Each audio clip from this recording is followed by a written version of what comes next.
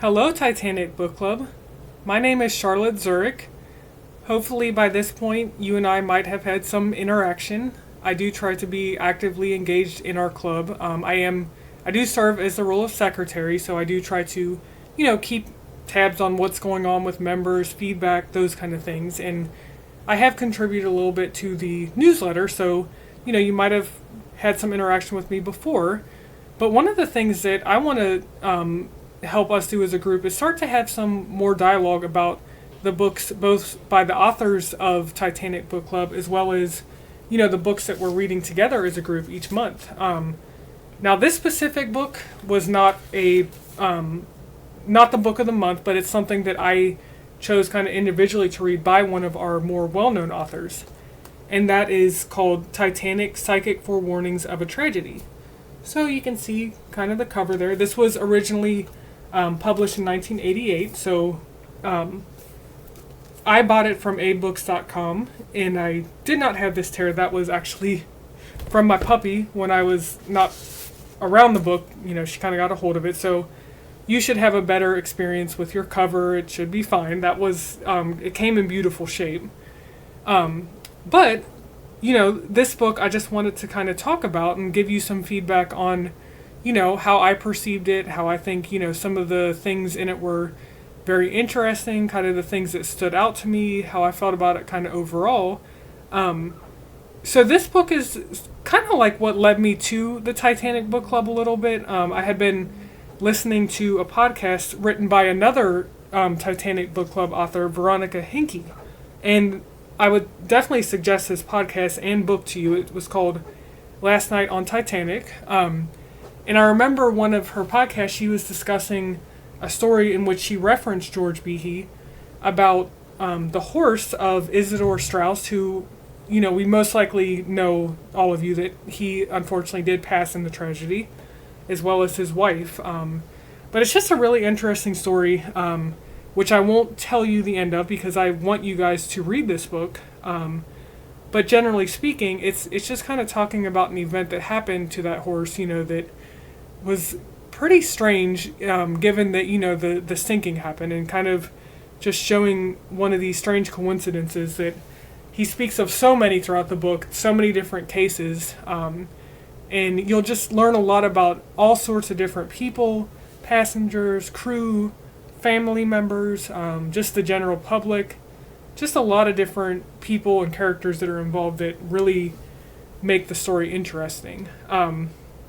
So, the book is broken into 5 parts, and I'm going to kind of divide my own review into those 5 parts to just kind of give my feedback on each section. But one of the things that I really liked about being broken into those 5 parts is that he kind of started with the cases that were kind of coincidences that could be explained, and he builds his way up to things that are more likely to not be able to be explained as coincidences, and more likely to be, pretty likely to have some sort of psychic or paranormal kind of explanation. And when he does this, and I've had conversations with him in my interaction on Titanic Book Club, and I know that, something that is very important to him is that things are factual, things are based on data, research, not just kind of things that we just decide our own, today, I'm going to just, believe this or that. It's like he really makes sure that it's based on facts. And when you read his book, it's really just outlining the facts and then allowing himself to kind of draw the conclusion from those facts. And I think that's neat because, it's easy to kind of put our own subjective view into these things. And I just think he does a really good job of keeping that away and allowing the reader to kind of, make their own view on it and just understand the facts of what happened.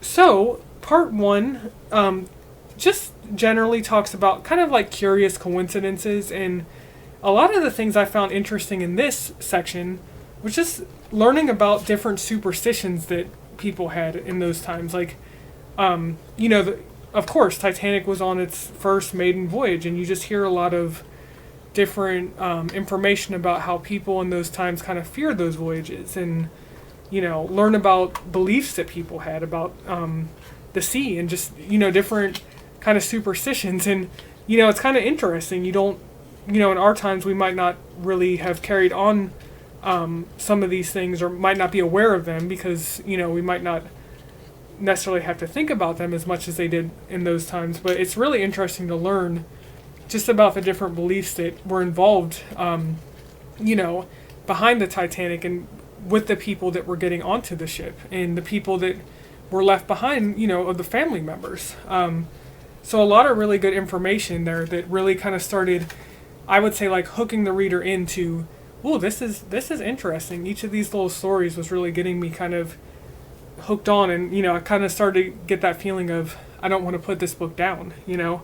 And then, you know, there is a little story in there that talks about Bruce Ismay, which I know from many of our club discussions, you know, this is a character that comes up often, or a figure that kind of comes up often. And there's just a story that you may or might not have heard that talks about a mirror that Ismay used, and just kind of an interesting story of something that happened with that mirror, you know, which I don't want to give you any information that you can't go read the book and you already kind of know what's going to happen, but just, you know, an interesting character that was brought up, and just kind of a background on him as well.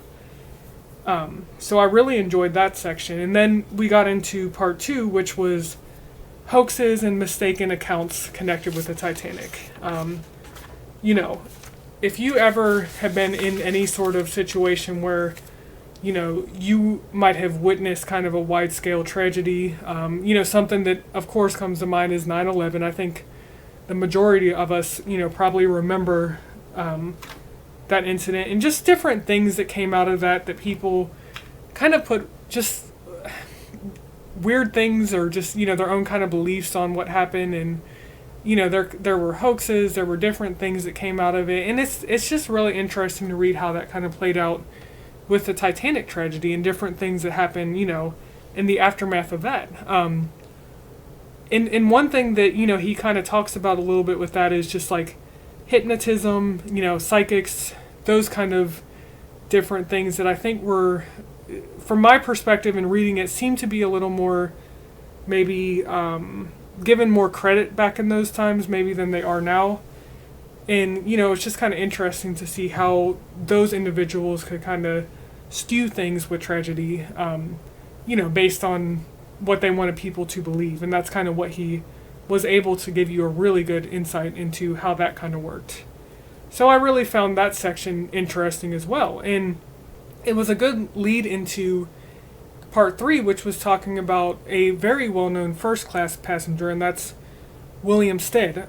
He was a well-known English editor, and a convert to spiritualism. So, you know, when we talk about those things like seances, you know, kind of things where people in those times were trying to make contact with people that have passed on to the other side. He was a big proponent of that in those times. And, you know, a lot of the things that he said and did leading up to the tragedy kind of, you know, were very interesting to really understand and read about, and just read about his character in general. And then, you know, the aftermath of it, the tragedy and the aftermath, just seeing how different people that were involved with William Stead kind of had different experiences that were really interesting, and just, you also learned about their beliefs connected to spiritualism, and just kind of the rituals that they might have done that, you know, maybe again something you might not have heard of in our times. So again, I just found that to be a very interesting chapter to learn more about his life and in his experience, and in that of the people that were around him. And even on the passage as well, you know, when he was on the Titanic, there's a little information about that experience and what happened. So if you want to understand a little more about that passenger and his experience, I would definitely suggest, you know, part 3 is a really good section for you. Oh, I wanted to show you my mug that I got from the Titanic website. It's Thomas Andrews. It's an illustration of him. So just wanted to make sure you saw that too. And I really like this mug, so I would suggest it to anybody that's looking for, you know, any merchandise that can kind of give you that feel of, oh, the Titanic's in my environment, it's a good feeling. So yeah, but back to the story. Then we go on to part 4, and here he's building us up. So he's talking more about like possible psychic phenomenon. So here, there's things that are, definitely leaning toward this experience that this person has seems to be saying that, they possibly had a psychic or kind of a paranormal experience, but maybe there's just little tidbits of information that might be missing, or just kind of things that maybe don't completely allow us to see the whole picture. So maybe like there wasn't follow-up, or maybe some of the information about the people had to be kept a little bit hidden just because of who they were and like their identity and just, those kind of things. So one of the things that stories here I thought was really interesting was Edith Rosenbaum. She was a well-known fashion writer and stylist at the time, and if you ever hear the story about the toy pig, with the lifeboats, that's, who that story came from, and, it kind of talks about her experience of getting onto the Titanic and just different things of the ways that she felt, and, you could kind of sense that she had a little bit of foreboding, which I won't give you the details of, but I think you would find very interesting to kind of learn her specific experience with it. And when I was reading section 4, I did see one story that the great thing about this book is that it gives you the information about where, George Behe got his information from. And there was a story that I read that was talking about somebody who lived in Cincinnati, which is my hometown, so maybe I'm a little biased to being interested in this story, but, she kind of had an experience, which, again, gonna allow you to read the book to go into it.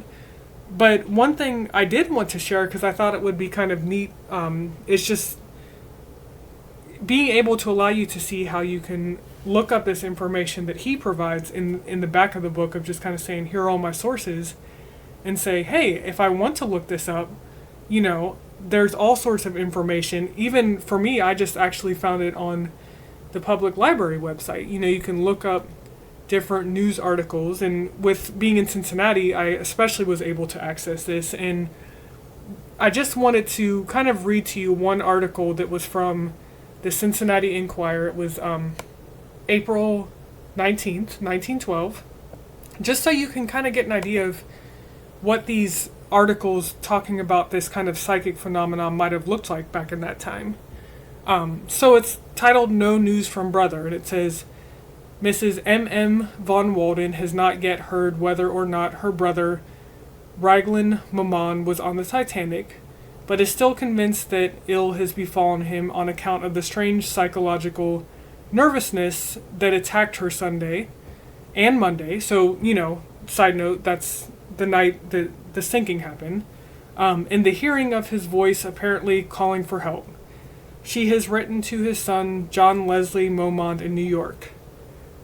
So I'm a researcher myself, not, officially, but I do like to kind of look into things, and I get kind of fascinated by these things. So I did do a little research, and it seems, from what I can tell, that that person, her brother, kind of lived in New York. Doesn't seem like there really was any tie to the Titanic. I'm not saying that there could be something I'm not aware of, but that's just what I was kind of able to gather, and it sounds like what George Behe was kind of able to gather too.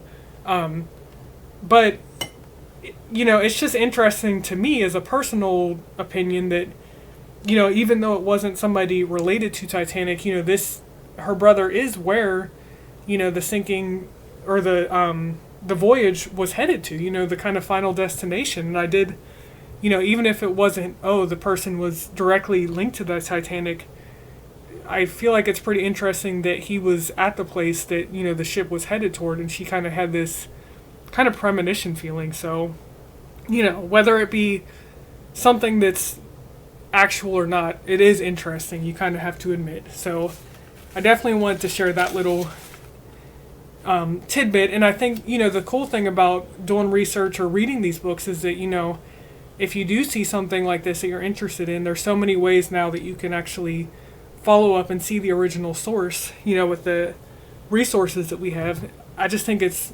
makes it even more fascinating to read these kind of books.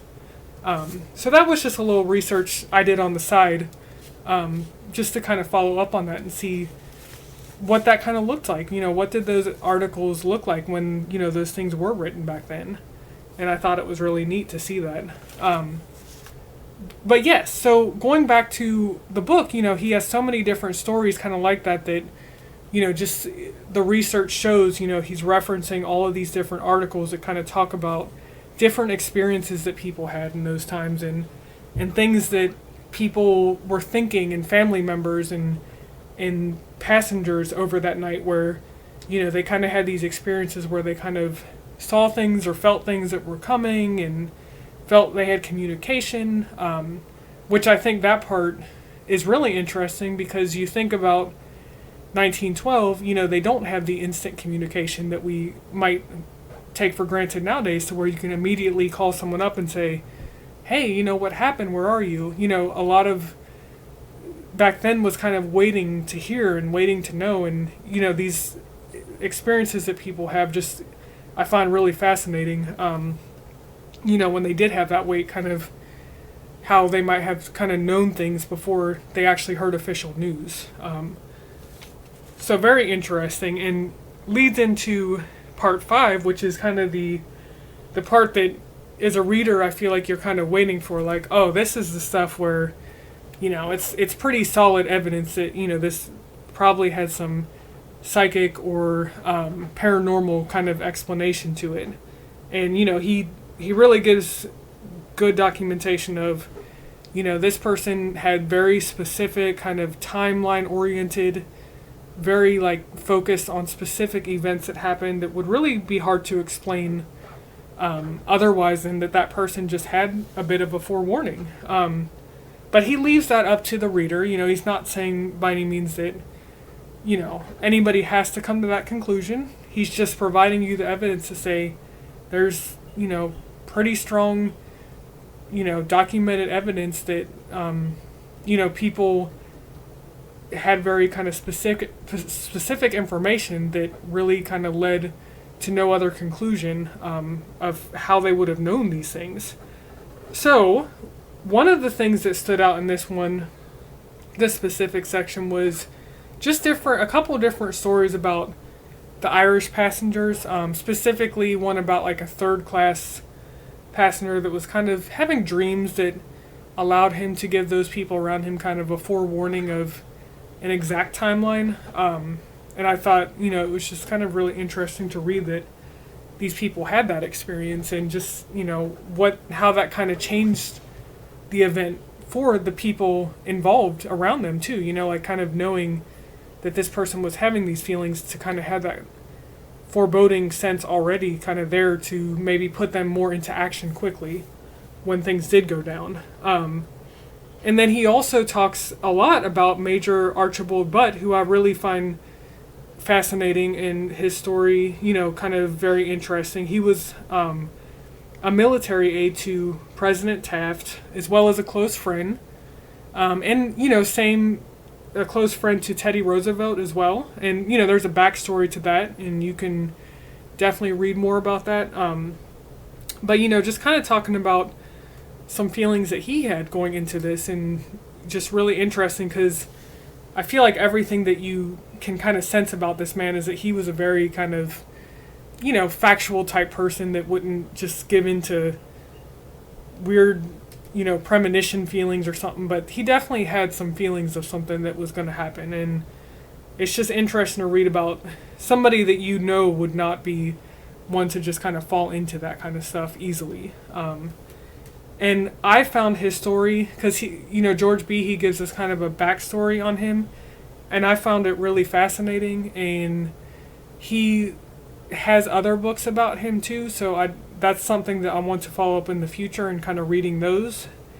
And I think that's one of the coolest things about reading his book, is that you might see a character or a passenger or somebody that's involved that you say, hey, that person is interesting, and I want to follow up on that, or maybe just something about it, like maybe the letters of the Titanic, and he's written about that too. So, just different things that you can see and then you can actually read more about. So I think that's another really cool part of reading his books, is that he's done so much research and has so many different books that, one can open the door for another. And, I like that kind of thing. I like where you can kind of follow up and just kind of keep reading about these things that fascinate you. So, and the one other thing that I would say that I found interesting is that toward the end there is a kind of illustration, and it's credited with George Behe, who it says was the artist, and I just wonder if that's something that he did often, or it was just kind of like a individual thing that he did. So I'd just be interested to hear, about that, and also just hear, if he has any further thoughts on any of the stuff that he wrote, since it was, pretty long ago that the book was written. But again, he left it open to, the reader to say, hey, if you find anything else on this is really just what is available right now. So it's not to say that you can't find more information that can add into this, and he also kind of ends the book really well, in that he kind of finally does give his own very, factual based on what he wrote kind of conclusion, to say, okay, this is based on everything that I wrote and what I showed you, kind of what I think, and it was neat to, because you do wonder throughout the book, like, I wonder what the author thinks about this. But at the same time, it's nice that he waits until he's put all of the information out, so it's not just immediately drawing conclusions for yourself too. So I thought that was really neat. So overall, I would definitely say I really enjoyed the book, and I can't wait to read more of his books. But the next book that I will be starting, or have started, is our monthly, or our summer book, which is On a Sea of Glass. And I'm very excited about this one. And I'm hoping to just kind of do some chapter by chapter kind of updates for you guys, because I think that's a very intense book, and it'd be good to kind of break it down into parts so that it, isn't overwhelming. But I hope you enjoyed this, and if you have any questions or feedback for me, or anything you'd want me to add in or follow up on, definitely feel free to reach out. Thank you.